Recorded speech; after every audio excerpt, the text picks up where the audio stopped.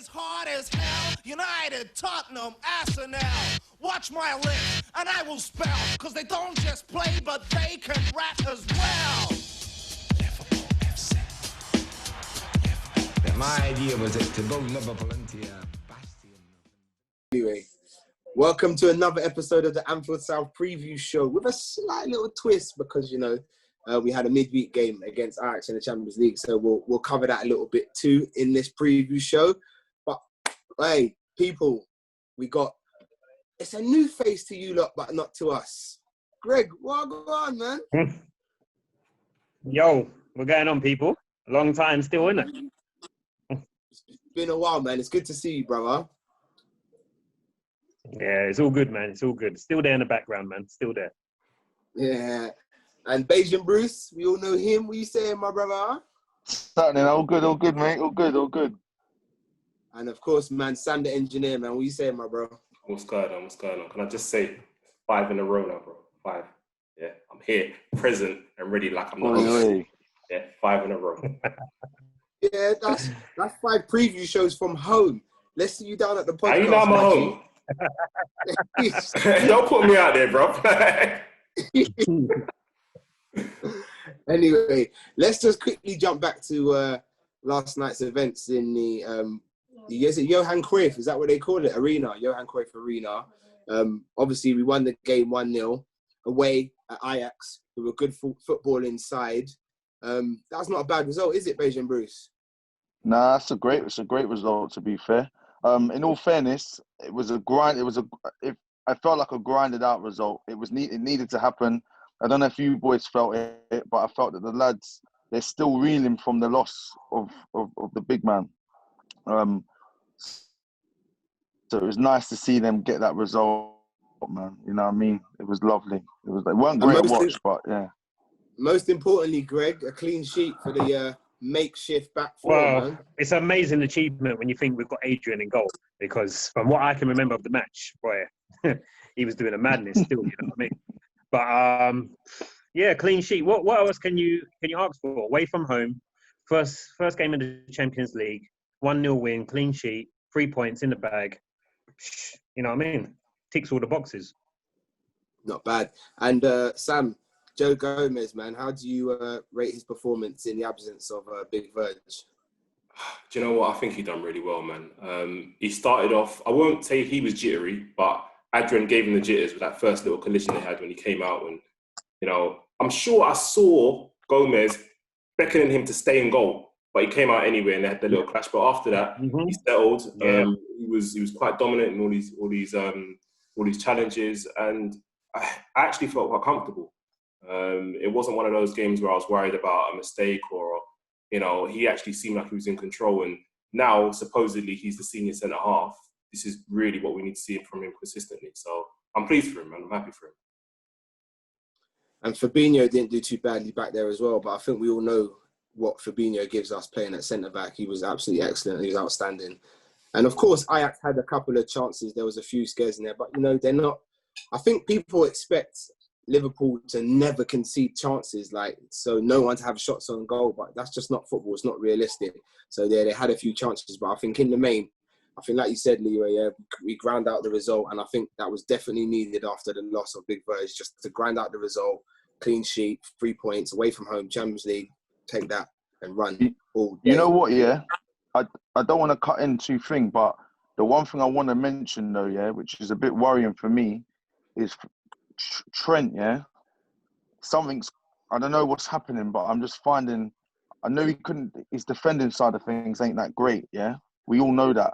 But I'm noticing if there's anything going to happen, it's coming down that side, innit? It's a bit worrying now, innit? For me, I don't know about you boys, but for me, It's happening a lot, innit? And actually, where I was getting onto Gomez, yeah, actually, when you look at it, it's what Gomez is having to deal with, innit? This man's moving a bit reckless Gomez sometimes. is being exposed from Trent's lack of defensive awareness. Yes. They're getting past Trent so easily, and then it's falling onto Gomez. And Gomez is obviously in a position where it's kind of like last stitch. So if he doesn't make then it makes him look bad. But if you go back to for those out there, if you go back to last week's pod and listen to what I said on Trent, you'll hear my thoughts on what I think about Trent's defending. But anyway, let's move on swiftly to Saturday's game. We're at home to the Blades, Sheffield United, who signed one of our boys close to sort of deadline day, Rhian Brewster. I think a lot of people in Anfield South had high hopes for him, but obviously he's not quite in Klopp's plans. Greg, how do you see Sheffield United setting up, and are there any injury worries from their side?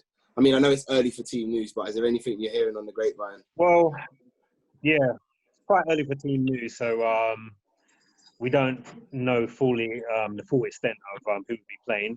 Brewster's looking in line for possibly a start against us.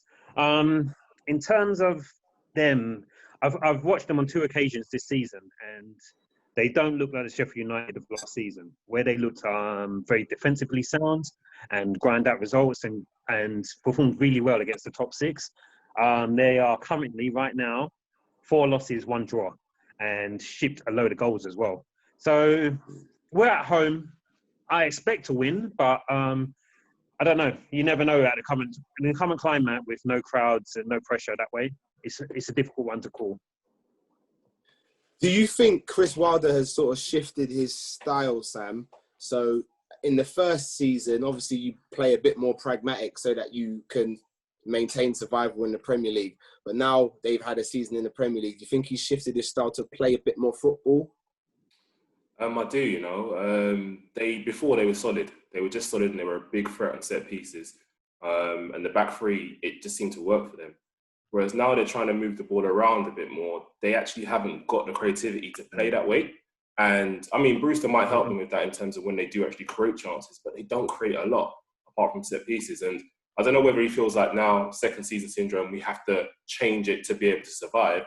But in a funny sort of way, if it weren't broke, why are you fixing it? Why are you trying to fix something that was working and working so well? So yeah, I think they probably will take a while to come down from this, but I think they need to revert back to what they knew, tried and tested method of just being solid, having their set pieces and playing how they know how to play. I don't think trying to reinvent the wheel as a promoted club, which realistically they still are, they're only 1 season in, they're not established. It's not time for that yet. Even if you look at like someone like Brighton, who've been around in the league now for 3-4 years, and it's only now they've tried to start to change their actual style and their ethos. And it's not even working great for them. But they've got enough players now to kind of move towards that a little bit. It's too soon for Sheffield United, man. And I think they're going to suffer from that this season. Fair enough. And Leroy, from a Liverpool perspective, obviously I've already said it's a bit early for team news, but we kind of know who's out at the minute and who's in. Do you see any major changes to the starting lineup for this game? Nah, not really. I think, I mean, you got the gist of what, when he took off the front three, literally, against Ajax, what's obviously in mind, isn't it? So I'm like, cool. Seeing something like that, that's not too bad. I just wanted to highlight quickly what you lot were just talking about Sheffield United there as well, if I can. You know, like, I actually think that a lot of teams have done their homework on Sheffield United this year, that they've played, and that's why they're coming up. So I don't know about so much them changing their style. I think what they're coming up against is just that teams now are working on what they didn't really feel that they didn't know about them, was the unknown thing, innit? And as Sam said, it's the second season syndrome. But yeah, I don't see going back to us. Yeah, they won't be. It's the midfield, innit? I'm just not too sure what he's going to go with. We know what the back's going to be. We know what the front's going to be. The midfield. What do you think the back's going to be then, Leroy? I don't see it being much different from what it was. I don't know if Matip's is not. Do we know if Matip's available? Do we know this or? Well, I heard that Matip was never in line to play this game. Okay. This week because anyway, he coming back from injury, 90 minutes in session. I don't think he was going to play. So I think Matip's going to be fit for the weekend. Personally. Okay. Well, if he is, I don't know. He could still play. I think it won't be changed from what we've seen this weekend in the weeks. To be fair, yeah. Is that what you honestly think as well, Greg? Yeah, I think so. And not just that, I wouldn't risk Matip. We know the injury record with Matip. I'd rather try and manage and get through this period now. Let's think realistically. If we're looking at maybe a centre back coming in January, let's manage these 11 games properly and just ease it through. Matip, whether you like him or not, and I've seen some people defending him and talking up about him over Gomez in the group and that, but at the end of the day, his injury record is abysmal. So you cannot say anything about him. I'll be honest with you. I disagree with both of you. I think Matip needs to come in, and I think we go back to a Fabinho, Thiago, and Henderson midfield. And worst case scenario, if Matip does get injured, then you can slot Fabinho back in there, and then you could bring any one of the midfielders off of the bench, and I'm happy with that. Put it this way, Slim, though. If he gets injured, you start him off, he gets injured, you're risking him for no reason. I'd rather him sit out and maybe get some minutes than just playing him in a game against Sheffield United at home, you know what I mean? Yeah, but he's had a week off. Surely he's okay, man. He's had a whole week off, and he probably hasn't even trained as well. You think he's okay? Giraffe, you gotta let him lie down. Let him lie down for a bit. I think he'll be okay, man. Like, if it was short and sharp, like he could have played yesterday, I'd have been like, no way. But it's a whole 7 days, man. He'll be okay. He'll be okay. And we need him for the aerial threat of Sheffield United as well. Precisely. That's what I was going to say. I'm holding you to that, aerial threat. But yeah, no, I think we need him for the aerial threat. And I think the way for the Fabinho and Thiago midfield worked in the Merseyside derby, I just think, yeah, we need that in our league games just to... That's... If Sheffield United come and sit in that low block, then Thiago's needed to unlock that block. Mm-hmm. So I think got to be a Fabinho for me. Fabinho, Thiago, Henderson midfield, and then I'm happy. All right. So we don't know nothing about Thiago yet, though, do we? In terms of we don't know if he's fit or not. No. Thank God, the prognosis wasn't. He wasn't out. There was no like period of time that he was meant to be out or anything like that. I just think they didn't play him yesterday to give him the chance to be fit for the weekend. So let's see, innit? All right, well, cool. Let's go straight on to some predictions then. Greg, seeing as this is your first time on the preview show, let's go to you first, man. What do you think the score? Okay. I'll go for a 3-1. Okay, Sam, are the tea leaves strong today? What are they telling you?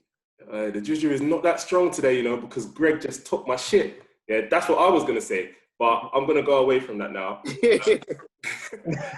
Because I reckon, I don't know. I think it's actually going to be a tight game. And I think we're looking at a 2-0. Yeah, 2-0. 2-0. And Firmino is going to score a goal. Remember that. Firmino is going to score a goal. Wow.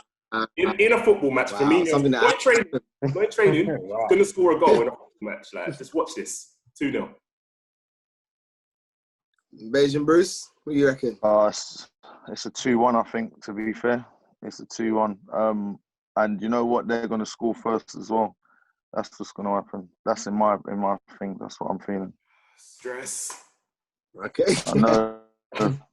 That's what I know. I don't need that. I can see it as well. Adrian Madness as well. Hey, Greg, don't put your mouth on shit like that, man. This is going out to the world, listen. You don't leave my part. Hey, guy, it's the elephant. Listen, it's the elephant in the room. This guy, the guy is a walking liability. Like, he's a joke. Do you know what? I just think, with Adrian, I just think we need to remember what his strengths are, remember what his weaknesses are, and play accordingly. And if we do that, we'll be fine. Okay, cool. So what's his strength? He's not Anderson. He's a good shot stopper. And as you saw yesterday, he doesn't start commanding the clock. Oh, behave, man. Listen. I'll come in studio for you, bro. You need to stop all this stuff about Adrian. Come for me. I'm coming studio for you. We're going to have this out live in the studio. I'm not even, yeah. I'm not going to do it now. But if you want to all right. Come. Right. I'm going to have to gate crash this thing on Saturday night. Yeah, cool. I'm going to pay my petrol, though. Pull up. Pull up. That's what they say, innit? Pull up. You know what I'm saying? Anyway, let me give my prediction because I'm gonna go 2-0. I'm gonna go 2-0. You know what I mean? I see another clean sheet. I see a clean sheet, man. Convincing. Just, you know what? My heart just says it because the naysayers, man. I mean, haven't been gone. Certain pundits have been saying that we're not going to win the league, and you know, people have been going into meltdown, walking around, not washing their armpits because Virgil's injured. So it's like let's just put the whole Virgil not being available to bed with another clean sheet and a convincing win this weekend. I think it's going to be 2-0. But yeah, man, that's my bit. But yeah. Anyway, boys, that's it, man. Time is up, man. Short and sharp. Your boy Slim as always, man. Guys, look out for the podcast, man. That should be out next week, Monday or Tuesday. Engineer Sam. Yeah, I'm gonna do my best. Yeah, I know you will, man. Yeah, but boy, like I said, we got Greg with us today. Good to see you, brother. Nice one, boys. Take it easy. Make sure you come back, man. Yeah, don't worry, man. I'm gonna do my seasonal 1 appearance. Don't worry, man. Hurrah, some special guesting. And Rhian Brewster, I'm going to see you on the pod on Saturday, innit? Yeah. And you know where I'll be out on Saturday, Sam, if you want listen, me, if man. he does any fuckery, I'm coming for you. Yeah, I'm coming for you on Saturday. All right. Until the next time, people. Peace.